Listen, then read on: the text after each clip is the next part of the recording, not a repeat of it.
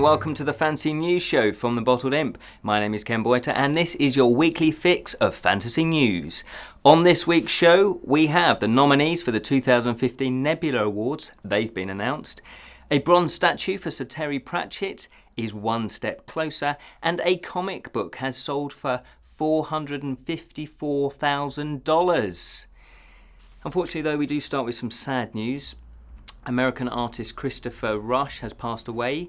He was only 50. He worked on over 100 Magic the Gathering cards, especially some of the early ones, so he created the sort of early look and feel of the game. And he also did the artwork for what's considered to be one of the most rarest and valuable cards, the Black Lotus. Obviously, we send our thoughts and best wishes to his family and friends. And some further bad news and sad news is that Italian author Umberto Eco has also died. He was aged 84, and he is probably best known for the novel that he wrote, The Name of the Rose, which was then turned into a film starring Sean Connery and Christian Slater. And he also wrote some children's books, and literary criticism. He died of cancer on the 19th of February of this year, and again, our love and thoughts go to his friends and family. There is an update for the memorial service of the much-loved Terry Pratchett. His official website has said that you can apply to attend the memorial service, and they will be chosen at random. The submissions can be accepted up until the 14th of March, and the memorial service will be held on the 14th of April at the Barbican Theatre in London. Staying with Sir Terry, a bronze statue of the fantasy author is one step closer. The Guardian newspaper have reported that the campaign to erect a bronze statue has now received the backing of the City Council, so that is very good news. Over 9,500 signatures have been gained on a petition to erect the statue in Salisbury, and that's where he lived for over 20 years. So if you'd like to sign the petition, you can do so if you just visit change.org, search for Terry Pratchett and statue, and you should be able to sign up and hopefully back that campaign too. Let's hope it does get backed and that the statue is erected. Science fiction and fantasy writers of America have announced their nominees for their 3 awards. They do the Nebula Awards of 2015, they've just been announced, and the Ray Bradbury Award for Outstanding Dramatic Presentation has been announced, plus the Andre Norton Award for Young Adult Science Fiction and Fantasy have also been announced, and you can see the full list of nominees on their website, which is sfwa.org.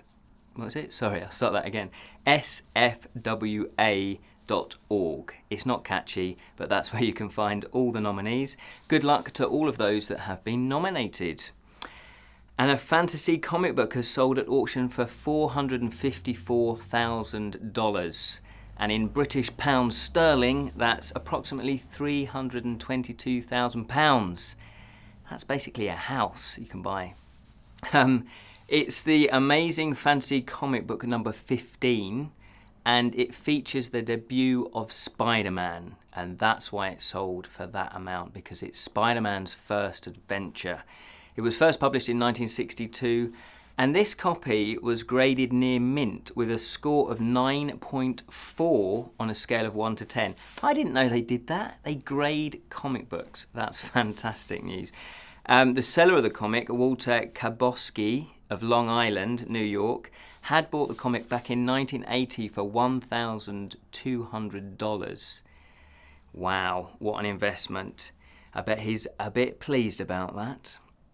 MCM Central have announced that they are creating a new tabletop gaming event in the UK. Strategy is the name, and it's going to be held in the Telford International Centre, obviously in Telford in England.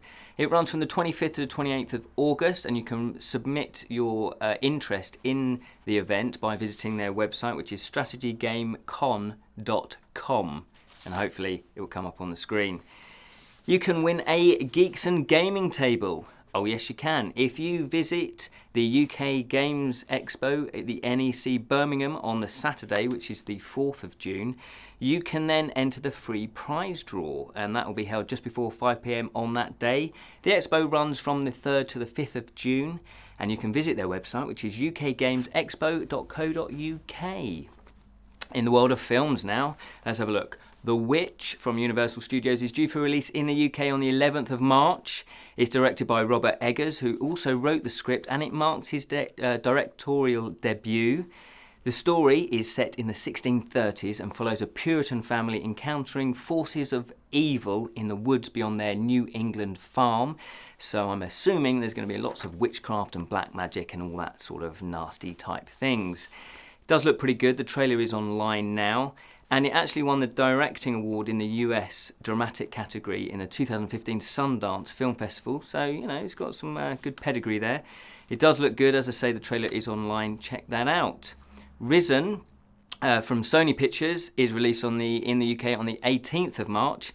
And that film depicts the surrounding circumstances of the missing body of Jesus Christ after his crucifixion. Now, I know that's not strictly fantasy, but it does open the debate of, well, actually, what is fantasy? Now, this might be a bit controversial, but obviously if you think about it, some people believe, I'm not saying I do, but some people believe that God and Jesus Christ, they aren't real, they didn't exist, they don't exist, and therefore you could say, well, they're fantasy. But even if they did exist and Jesus did rise from the ground, you've got a bloke coming back from the dead. That's quite miraculous, isn't it? And then you have to ask, well, what is a miracle? Is that magic? Anyway, it does look pretty good. The trailer's online. It stars Joseph Fiennes and Tom Felton, and is directed by Kevin Reynolds, who's probably best known for the 1991 smash hit Robin Hood, Prince of Thieves. Check out the trailer. Kickstarter news. Gothic is a hand-painted set of playing cards, and it features such creations as vampires and dark angels and what have I got here? Night creatures as well. Be interesting to see what they are. Each illustration is hand painted, so there's no computers involved, there's no monkery, if that's such a word, involved in creating it. It's just pure art, fine art, and it's from the UK-based artist Ian Daniels. His biography says he's intrigued by myths and fairy tales. Well, you know what? So are we, and that's why we're bringing you this type of news on the Kickstarter news. The illustrations do look really, really good. They've really got that gothic feel, really, you know, grungy and dirty and grimy. Really like the look of those. The campaign is already funded and it finishes on the 23rd of March, so you still can get a piece of that. Privateer Press have another campaign running.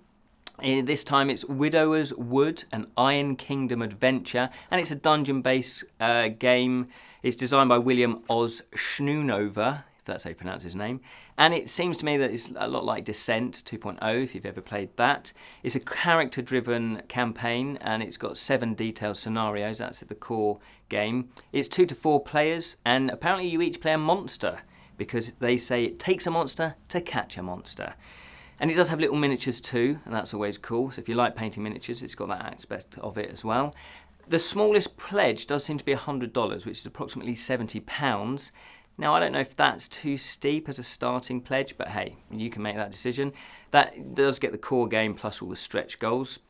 That one closes on the 20th of March, and that is already funded as well, but don't let that put you off. A short film fan film even, of Skyrim, they're also looking for funding.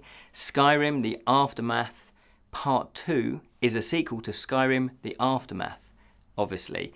They did that film, it's about 14 minutes long, that's online so you can check that one out. It is by Clemens Mizul and Paul Sledger, who are German. They're German-based filmmakers, so the film is in German. I did check out their previous one. I think YouTube allow you to have subtitles on there, so I could watch it in English. I'm assuming that will be the case this time, so if you are English and you don't speak German, don't let that put you off. Check it out. It is a mixture of CGI and live action. The campaign finishes on the 22nd of March. We haven't really got any Bottled Imp news this week. It's all been a bit quiet, apart from us getting ready for all these shows, so obviously we are still very busy. So I'm just going to remind you of the Friday show. We do board game reviews, fancy book reviews and film reviews and a whole bunch of other stuff. Plus we do have a new series called Writing Fantasy and Imp's Journey, which is basically, my look at how to write fantasy. I've written a children's fantasy book and I thought I'd share that with people and just share my experiences. Well, there we are. You can also find details of our website, all of our stuff on our website, thebottledimp.com. We've got a Facebook page and Twitter and all the usual social media stuff. But for now, fellow imps, remember we do explore the realms of fantasy. Until next time, keep it unreal.